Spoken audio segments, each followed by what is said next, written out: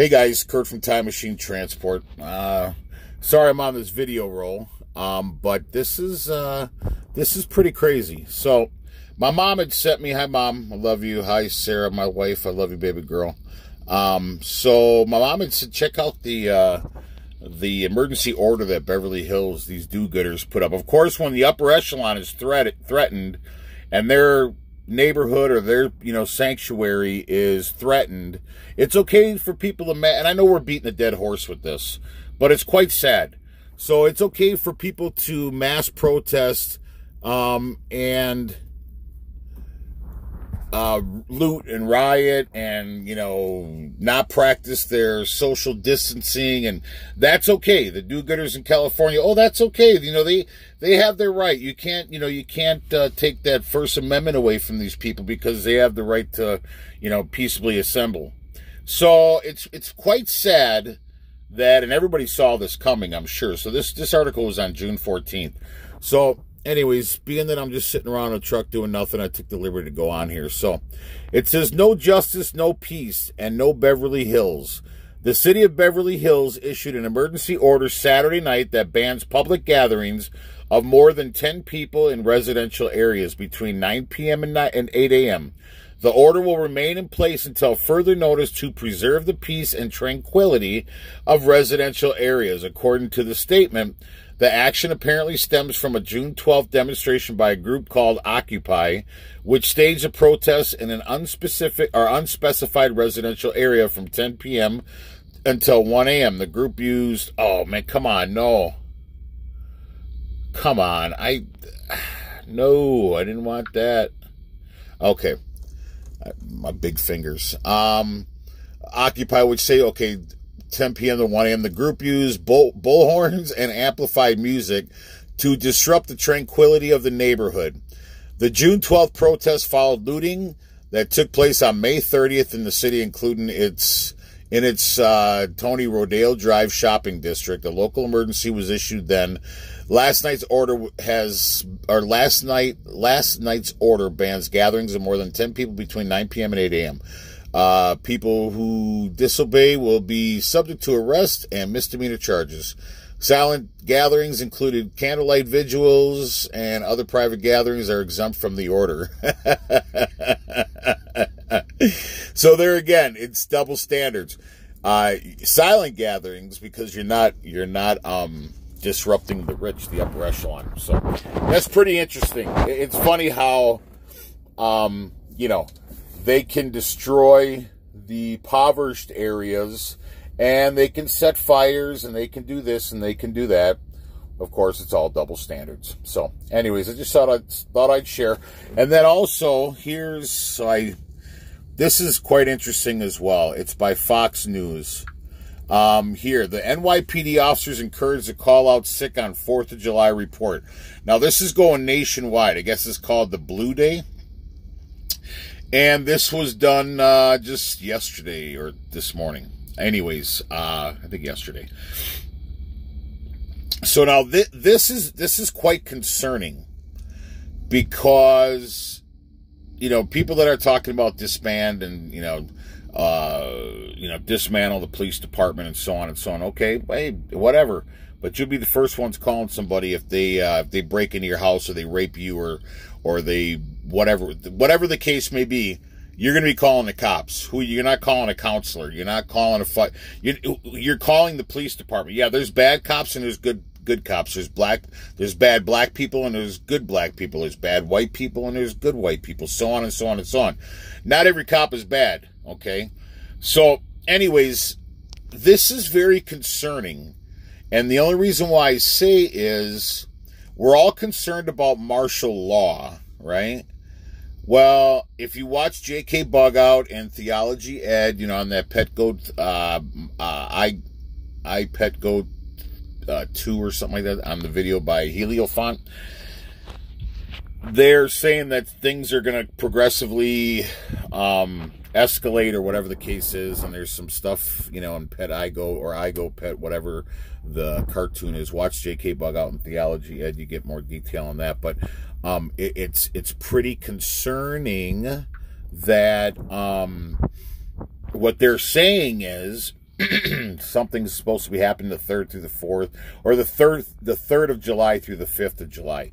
Now, of course, you know, being today the 21st, everybody was saying, and it's kind of like Revelations, you know, the Revelations 12 or whatever, or I think that was it, during, you know, September 23rd, 2017. That's when my wife and I started prepping the spring of 2017. If you go into my videos, you see, you know, my bug out bag and our bug out trailer and so on and so on. But anyway, so the reason for this video is this Blue Day is they're going to try to make it, they're trying to do this nationwide. Now, if you're concerned about martial law, this would be, if all these police departments nationwide are announcing this, and they want all the cops to call in on July 4th, which if you look at it, that's Independence Day, right? Well, it's not. We look at Independence Day as July 24th, but it's actually not the day that we became independent. You should look up in history. But anyways, I won't go into that because that's not the point of the video. But look into it. You'd be surprised. So on this, if we're all worried about martial law, which of course we all are, all these cops nationwide choose a day to call in. What better way for the government to say, we literally have no protection for on the street? And I didn't fart, that was my leather seat. So, what better way to call in the military nationally when you have zero police protection? So therefore, now you have the perfect reason to go into martial law. And I know we keep beating a dead horse with this, and the can is continually kicked down the road to another date, another scenario, another this. I know we get tired of it. However, you continue to pay your insurance every month, you know, even if you haven't had an accident, or if you did have an accident, and you continue to pay your insurance. And why? Because you're anticipating, or you're preparing for something bad to happen while you're in your vehicle, or your home insurance, or your renter's insurance, or your life insurance, so on and so on. So this basically, I know it kicks the can down the road. However, be aware of this date, July 4th this year, because it could possibly go into martial law. So I'm just warning you. So listen to this.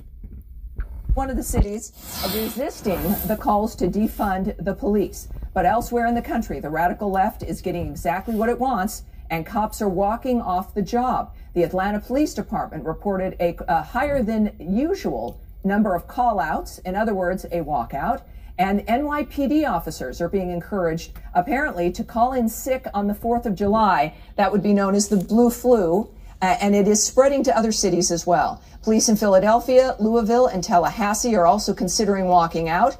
And joining me now is a woman who has perhaps the best perspective of what the police are facing and have been facing. Heather Mac Donald, Manhattan Institute fellow and author of the aptly named The War on Cops. Heather, welcome aboard. Thanks for joining me. Thanks for having me on, Tammy. I appreciate it. Now, look, we're seeing an unusual dynamic in a lot of ways. Of course, the mood of the police across the country is down for some understandable reasons. What is it going to take for Democrat mayors and city officials? Because I think in general, Democrats do care about their cities. They care about the lives of people. We heard that in that leaked call from Chicago. What is it going to take for people to stand up for the police officers, which provide social cohesion in every city, whether it be blue or red?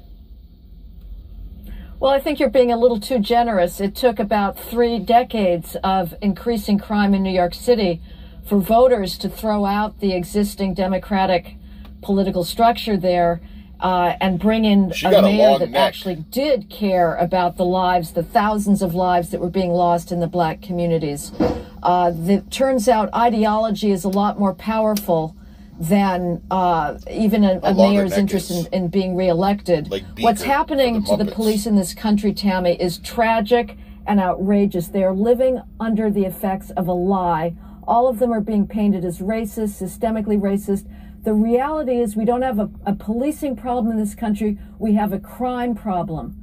The police are in the neighborhoods that they are because that's where people are being victimized. That's where the drive-by shootings are occurring. That's where the children are being shot in their homes, in their backyards. The police don't wish that reality. It's forced upon them. The rest of the country turns its eyes away from them. The cops are understandably and incredibly demoralized. No other profession lives under the burden of this hatred. And what they're experiencing in the streets now when they try to make an arrest, people are interfering, they're throwing things at them, they're cursing at them. It is completely understandable that they're backing off because they're being told that it is racist to try to protect lives in minority communities. You know, it's understandable. This has to change. But one of the problems, I have to say, Heather, one of the problems is, and I love the police, I'm a law and order kind of gal, but when you do retreat, of course, the communities that are hurt first are minority communities. You've got, they're calling the police as much as anyone else is. They're reliant. They don't have money for private security. They don't have gated communities, if you will. And so that concerns me a little. Right. But it really is an attack. And you noted New York. New York, it's a single-party city, like Los Angeles has been to some degree. Certainly Chicago is a disaster because it has been a single-party city, I think, for 140 years. Isn't this really about leadership and the messaging it sends to the community about the police? And if leadership doesn't respect the police, why should the people respect them? It's absolutely about leadership. These leaders can ask their police chiefs, tell me the reality of crime. They can be out there in front saying the police are not racist. We need the police. Our communities need the police. Instead, the leaders are pandering to the most radical elements in their cities, and they are selling out those thousands of law-abiding residents of minority communities. So what it's going to take, I don't know, Tammy, and it is a dilemma. But it is, as I say, what are the cops supposed to do? Because they are terrified that they're going to face another rush to justice like we've seen in Atlanta, completely unjustified murder charges. They're experiencing from a small segment of the community extraordinarily contempt. They worry now about more shootings. I'm terrified myself that we're going to see a lot more attacks on cops. Right. And so, yes, they do back off because the message that they're getting most unequivocally from the media is you're racist to be in minority communities. Heather, thank you. And that's one of the differences is what media is perpetuating versus what communities need to do and to coming together for those other members of their community who happen to be police officers. Heather, thank you very much for joining me tonight. I appreciate it. So that was interesting. Lady's name was Heather McDonald, the one with the long neck, like a song. Ooh, Heather Longneck. What would be a Heather McDonald? Long neck beard with no feathers. Long neck Heather, a bird with no feathers. Anyways, it's pretty interesting, but just imagine if the cops do call in. And this could be part of the plan. Who knows, man? I mean, that's why you never do dates. And I was texting my brothers yesterday and Sarah, my wife, and just telling them, hey, man, if something goes down, make sure you go here, make sure you do this, go to the shop, get this, and blah, blah, blah. I won't get into detail, but I'm always worried when I'm gone, of course. And I know my wife's a big girl. She can take care of herself. And I got lots of brothers that will make sure she's okay. But the fact is these days come and go, and everybody preps for them. And like I said, it's like your car insurance. If you have an accident, you don't just cut your insurance off. You continue to pay it, and you continue to have it. And if you don't have an accident, you continue to have insurance, and you continue to pay it, and so on and so on. And that's like prepping. So, anyways, I think I'm going to do a video on how I was brushing my teeth this morning when I took a shower and shower. And I won't get into detail why I call it a sure. But anyways, I was brushing my teeth this morning, and I was thinking about how prepping is like brushing your teeth, and I got some analogies for it. But anyways, I'll stop babbling on here. Once again, as I always say in my videos, I hope this finds you well. If you like the content, please like and subscribe to the channel. Ciao.